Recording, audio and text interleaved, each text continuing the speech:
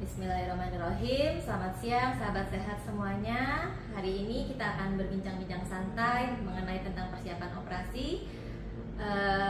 Bincang-bincang santai kita kali ini merupakan podcast pertama dari Anestesi FK Unsud. Hari ini kita kedatangan narasumber yang sangat berkompeten di bidangnya, yaitu Dr. Hermit Prihatini, spesialis anestesi, konsultan intensif care. Santai aja ya dok, kita mulai. Mau langsung mulai aja dokter? Ya, silakan dok. Jadi mungkin banyak yang bertanya-tanya nih dok, persiapan apa saja sih yang perlu dipersiapkan sebelum pasien untuk dilakukan operasi? Ya, terima kasih Dokter Rani ya atas bincang-bincangnya yang mungkin akan banyak manfaatnya untuk masyarakat yang memerlukan tindakan pembiusan ataupun operasi. Sebenarnya persiapan kita bukan hal yang tidak perlu yang aneh-aneh ya, tapi persiapan seperti umumnya ya, misalnya bagaimana kita menjaga pola hidup ya. Jadi intinya sebenarnya pasien yang mau dilakukan pembiusan atau operasi kondisinya sebenarnya harus dalam keadaan sehat ya, sehat baik itu namanya sehat ya, sehat jasmani dan rohani. Nah untuk itu diperlukan misalnya ya, tidur yang cukup ya, misalnya sebelumnya dia kebiasaan tidurannya 2-4 jam ya, kita mulai perbaiki pola tidurnya, biasanya 6-8 jam ya. Jadi mengikuti pola-pola hidup sehat, bagaimana dia dengan menjaga makanannya ya, misalnya menghindari makanan-makanan yang junk food ya, bagaimana kita berpola makan yang sehat ya, berpola makan yang seimbang ya, cukup protein ya, cukup sayur ya, cukup lemaknya, cukup karbohidratnya.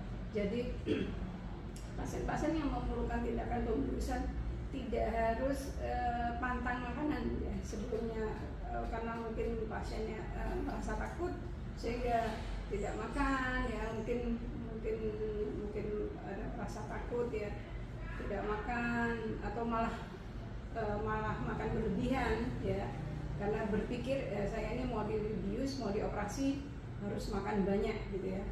Sepertinya tidak seperti itu. Jadi makan seperti makan biasanya ya, makan dengan pola makan yang seimbang ya.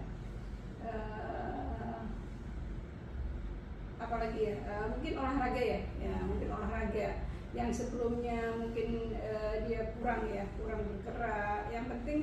Yang penting ada aktivitas ya, aktivitas misalnya yang tadinya dia tidak membiasakan jalan kaki gitu ya, mulai dibiasakan ya. Intinya olahraga yang sesuai dengan kemampuan ya, tidak karena saya mau operasi jadi kayaknya saya harus latihan kebugaran nih, enggak seperti itu. Jadi misalnya cukup hanya dia mungkin membiasakan atau menambah kebiasaan dia mungkin dengan jalan pagi ya, mungkin di sekitar rumahnya dengan waktu intensitas mungkin dengan 30 menit sampai 45 menit itu sudah cukup ya.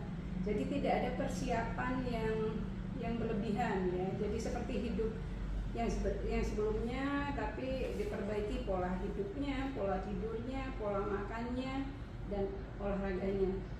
Tujuannya adalah bagaimana saat mau dilakukan pembiusan dan operasi, kondisi fisiknya dalam kondisi yang dikatakan sehat ya, walaupun itu dalam tanda petik, karena pasien memang memerlukan tindakan operasi dan pembiusan, sebenarnya dia memerlukan tindakan medis ya, yang mungkin sehatnya masih dalam tanda petik.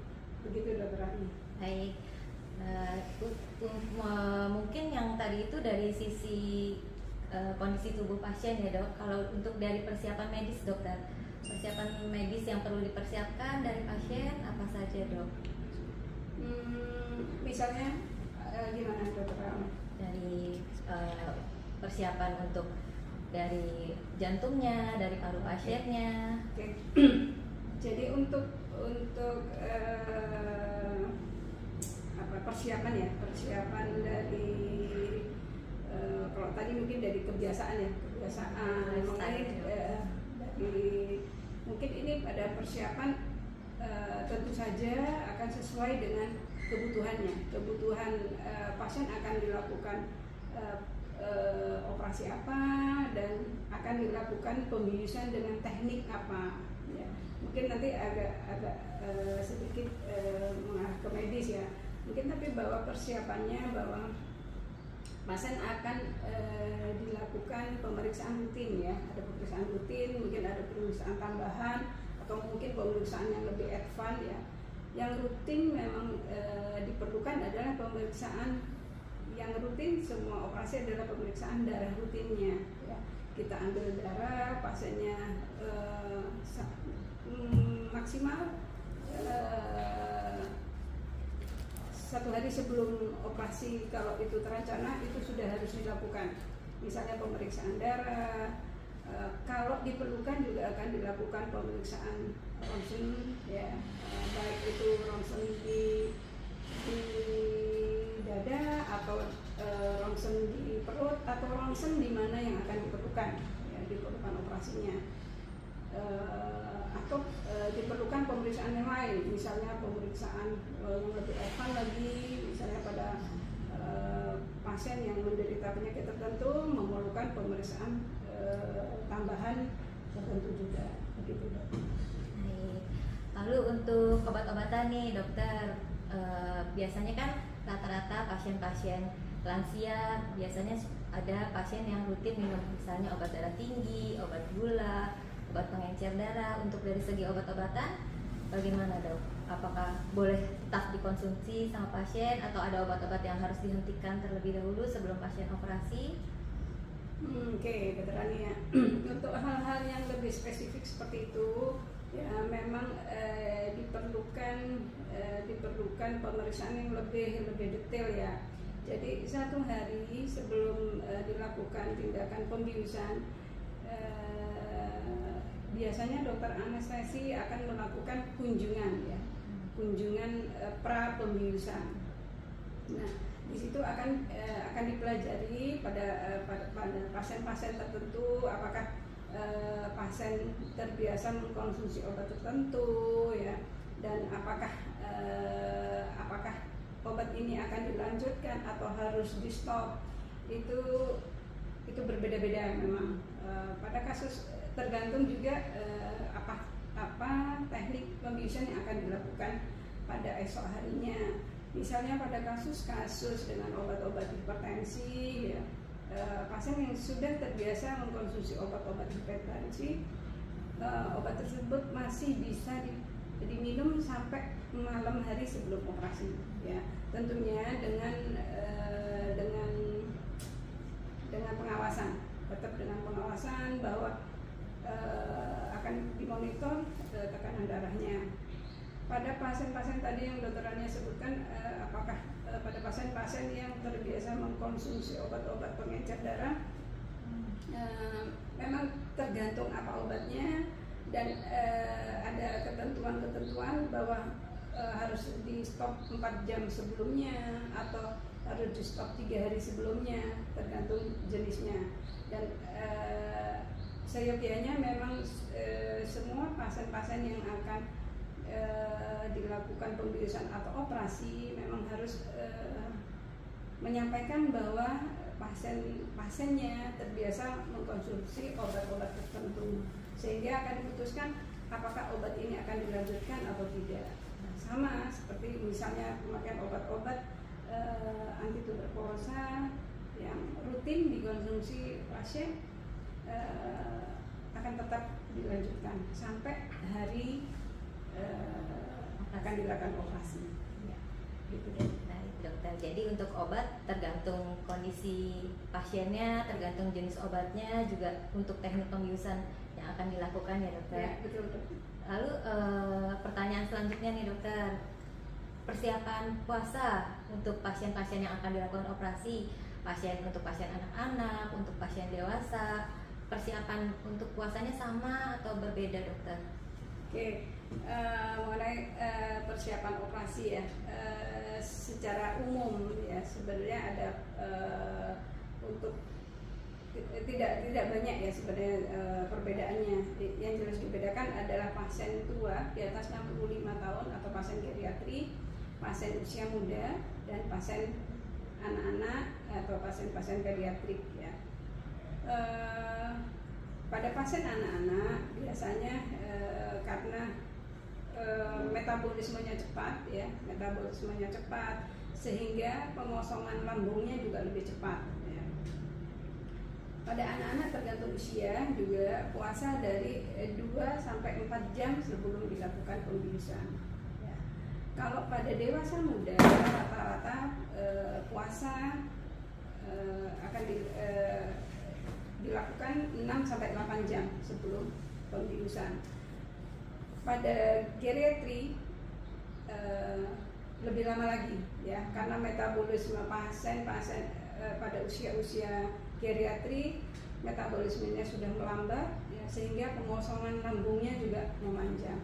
Jadi sangat wajar kalau pada pasien-pasien geriatri di atas 65 tahun kita puasakan lebih lama.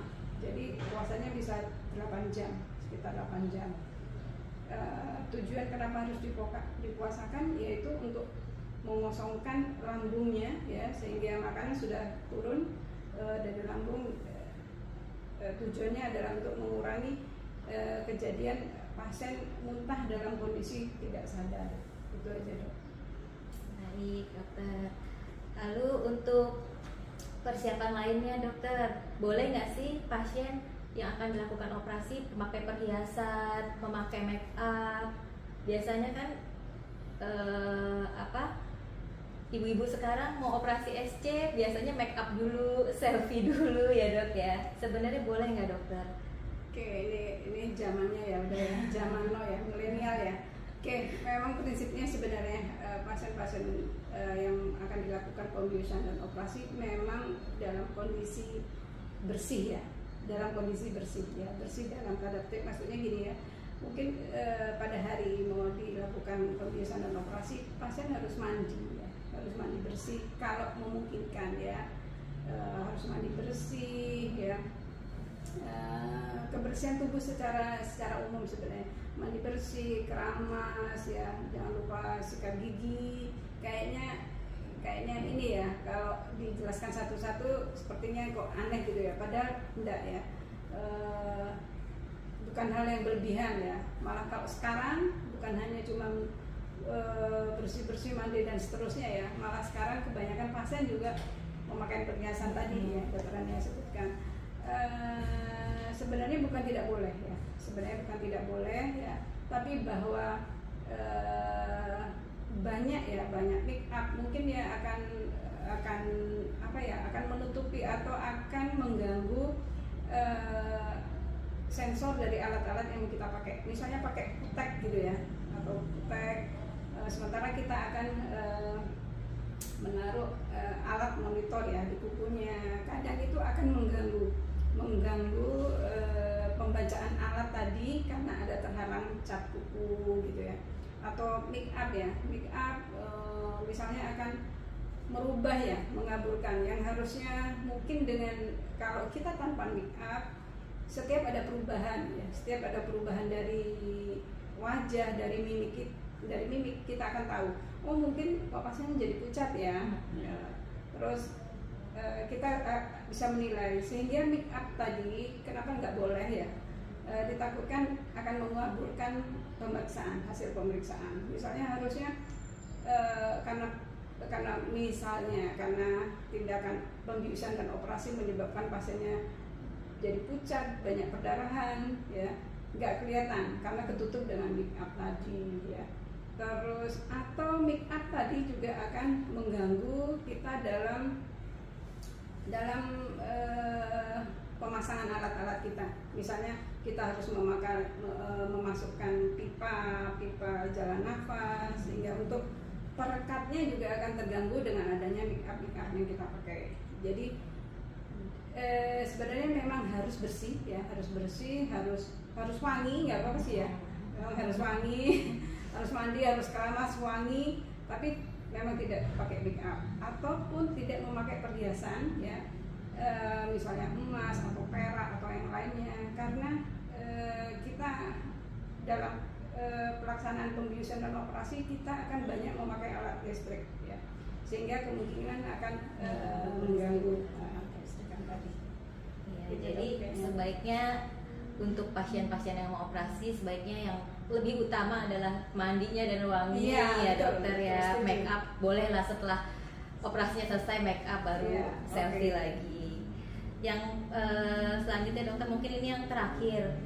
Dukungan apa dokter yang paling dibutuhkan dari orang-orang terdekat untuk pasien yang akan dilakukan operasi?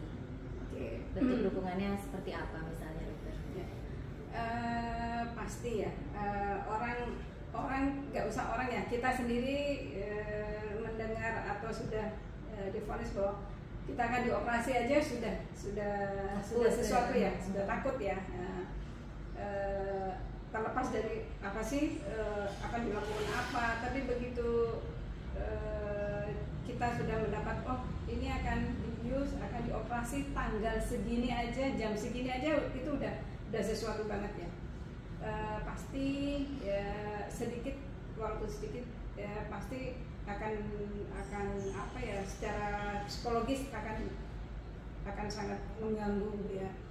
Tentu saja dukungan orang-orang terdekat ya, keluarganya terutama suami atau istrinya atau anak-anaknya atau siapapun yang dekat ya akan sangat membantu bagaimana meyakinkan bahwa tindakan pembiusan atau operasi adalah sesuatu yang memang harus dilakukan, dan kenapa ya, akhirnya bahwa badai pasti berlalu deh.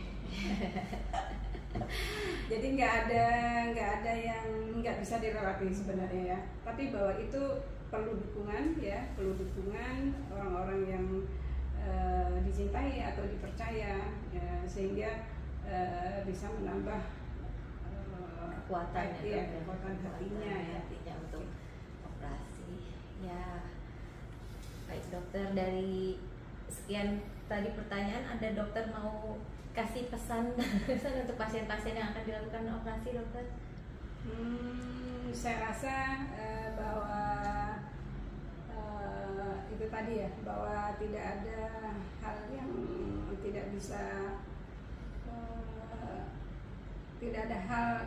bisa dilalui sebenarnya. Jalani aja ya, pembiusan atau operasi itu bukan sesuatu lah ya. Kalau itu memang diperlukan, jalani aja ya. Itu tadi, badai pasti berlalu. Iya, dan operasi juga menyesuaikan kebutuhan pasien ya dokter ya. Kita sesuaikan dengan kebutuhan pasiennya, untuk keselamatan pasiennya, untuk kesembuhan pasiennya. Oke, setuju. Terima kasih banyak Dr. Hermin atas bincang-bincang kita hari ini. Mudah-mudahan kedepannya kita bisa rutin melakukan podcast tentang sharing kesehatan seputar anestesi ya. Bincang-bincang hari ini kita cukupkan sampai di sini. Terima kasih banyak kepada Dr. Hermin, spesialis anestesi konsultan intensif care, atas ketersediaan waktunya, atas bincang-bincangnya yang sangat bermanfaat. Mudah-mudahan apa yang kita obrolkan hari ini bisa bermanfaat, bisa menambah wawasan untuk sobat-sobat sehat yang belum tahu tentang persiapan apa aja yang diperlukan untuk pasien yang akan dilakukan operasi. Ya, sekian dari kami. Wassalamualaikum warahmatullahi wabarakatuh. Waalaikumsalam warahmatullahi wabarakatuh.